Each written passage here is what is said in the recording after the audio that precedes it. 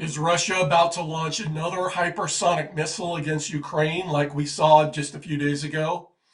Right now it's being reported, and you can see up on your screen, but it's been all over the mainstream media that Russia is preparing another response because we saw what happened when Russia launched a hypersonic missile, and six reentry vehicles came off of that missile, and each of those had six submunitions came raining down on Ukraine's fourth largest city of Dnipro.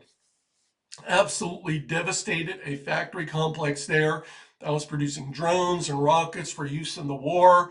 And much of the production was happening underground, but those submunitions just came down at Mach 10, even up to Mach 11, Ukraine says, and just devastated everything deep underground, the whole complex and the whole city. I mean, is now having trouble with power and water and other services just because of the devastation. It was like a massive earthquake. It was a weapon with such a missile with such reentry vehicles has never been used in the entire history of modern combat, in the entire history of humanity, as far as we know. In live combat, never used before, but that was Russia's response last time. But since that time, we've had more attacks. Ukraine has used more long-range missiles provided by the United States, launching them into Russia. And the Russians said way ahead of time, look, if US and UK missiles, you're giving them to Ukraine to fire at us, and Ukraine's being used as a launch pad for your missiles, and they're hitting deep inside of our territory, we're holding you responsible. We're considering you to be at war with us. And so the Russians now, they're saying, hey, we're at war with NATO. This is a direct war. This is no longer a proxy war. You are parties to the conflict. This is direct war. So, I had hoped, and many had hoped, that after the last Russian response was so over the top, so dramatic, that the West might say, okay, let's pause here. Let's take a step back, and because we're getting really close to World War III here, the Russians must be serious. Let's maybe not do this. But no. Okay, so I'm going to show you this video here. This is apparently some footage posted on YouTube of U.S. ATACMS missiles hitting inside Kursk, Ukraine, inside Russia, the Kursk region. So let me play this for you. It's just short, but apparently this is actual footage of those missiles being used inside Russia. Твою мать, блядь! And here's another view. Here's some a view of missiles coming in, and just really quick, and you can see them off in the distance landing and hitting targets. But apparently these were missiles launched by the Ukraine, provided by the United States. You can see the explosions there. ATACMS missiles hitting targets inside of Russia. And so the Russians obviously are very alarmed about this. And so they are promising a response. And so they're promising to respond. They're saying they're preparing a response. This is all over the mainstream media. It was announced by the Russian Defense Ministry. They're preparing a response. Now, I wouldn't expect, and we probably are not going to see a response that's smaller than last time, right? Because the Russians are trying to get this to stop. So I would expect a response at least as large, and almost certainly larger than the last one. Hopefully it will be limited to Ukraine, and hopefully it'll be limited to conventional weapons. But after the last one, Russia, they came out publicly, a spokesperson said, hey, look, we've identified a base in Poland, right on the border there, a U.S. base that is a potential target for us that we could hit in the future when we respond to these attacks. Hopefully the Russians will not do that. Let's hope they don't do that. And the Russians have also warned they could go, if missiles are falling on their territory, they could respond with nuclear weapons. Hopefully they do not hit with Ukraine with tactical nukes, because then the Biden administration is going to respond with U.S. tactical nukes, and then that'll be a nightmare. That'll be a whole big deal. So let's hope that doesn't happen. But a response is coming. I believe that it will probably be larger than last time. I mean, if they used one hypersonic missile with multiple reentry vehicles before, Will they use two? Will they strike more than one city? I don't know. Where will they hit? We don't know. We don't know exactly when it will be. It seems the Russians like to do this type of attack at night. So will they hit in the overnight hours tonight? Will it be the next night? We don't know. What target? They hit Ukraine's fourth largest city last time. Could they hit a larger city? Could it be Kiev? Uh, we don't know, but we'll wait and see what's coming up. But another thing that's in the news today regarding this is that the New York Times reported that the Biden administration actually had internal discussions where they were discussing the possibility of of arming Ukraine with nuclear weapons in order to deter Russia. Now, there's no sign that this is going to happen immediately or imminently, or that they're even seriously considering this. But apparently, it was discussed within the Biden administration that this was a possibility in internal discussions. So, as I wrote about yesterday, this was extremely irresponsible for the Biden administration to even talk about. And then when the New York Times, whether it was leaked or they learned about it, it's very irresponsible for them to report on it, because it was just going to freak the Russians out, get them in a state of panic, make them even more paranoid than they already are. And they already think we're out to get them, which the Biden administration and the Western powers essentially are. But the Russians are, you don't want to get someone who's paranoid and feels backed into a corner even more paranoid, because they might do something really stupid.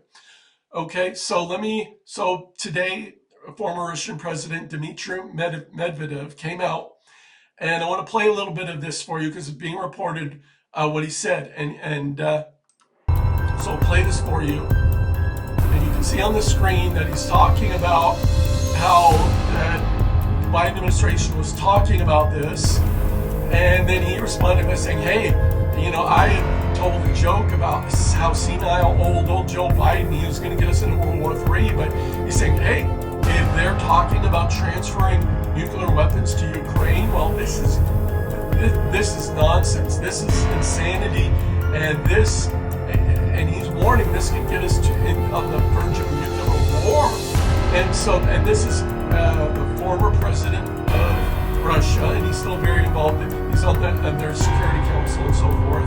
And so he's saying, this is crazy talk. We're on the verge of World War III. And so this is in the news. This is what they're talking about. And this kind of thing is constantly being talked about on Russian television. They're constantly talking about the possibility of nuclear war with NATO, nuclear war with the United States. And this is a big topic for them. Here in the United States, our mainstream media, if they report on it, they say, oh, our officials have everything under control. The Russians are bluffing. It's no big deal. Not a big thing. But over in Russia, they are taking this very, very seriously. And I want to play one more thing for you, one more clip for you, that is kind of, there's Vladimir Putin on the screen. And the Russians are not bluffing. They've come out, they said over and over again, hey, you're getting us close to nuclear war. If you push us too far, we could use nuclear weapons. But their words have had an impact. Our leaders keep saying, oh, we can cross the red lines. The Russians are nothing. They'll never actually risk nuclear war. So the Russians thought, well, if we launch our new hypersonic missile at Dnipro and these warheads fall, which this new hypersonic missile is capable of delivering nuclear warheads as well, but if we show them this missile, they figured that and we show them what we can do, and they'll get the message that, hey, next time it might be nuclear. But we're serious. We didn't get the message, obviously. But the Russians are not bluffing, and now they're going to have to take things to an even higher level because we're not stopping. And so both sides just continue to escalate. But I wanted to play this clip, and on one level, it's kind of funny. I found it kind of funny when I first watched it, but it's also kind of alarming because the Russians, just like our leaders, just like so many Americans, so many Westerners, have a case of war fever. So do the Russians, and they think they're big and tough, and they think the U.S. is, they think Joe Biden is scared of us, and I mean, not scared of us, but they think Joe Biden is scared of them. And so I want to play this clip because it gives a little bit of an insight into how the other side, the Russians are viewing things. And it's kind of funny, but it also gives kind of some insight into kind of their mindset. So let me play this for you for a minute.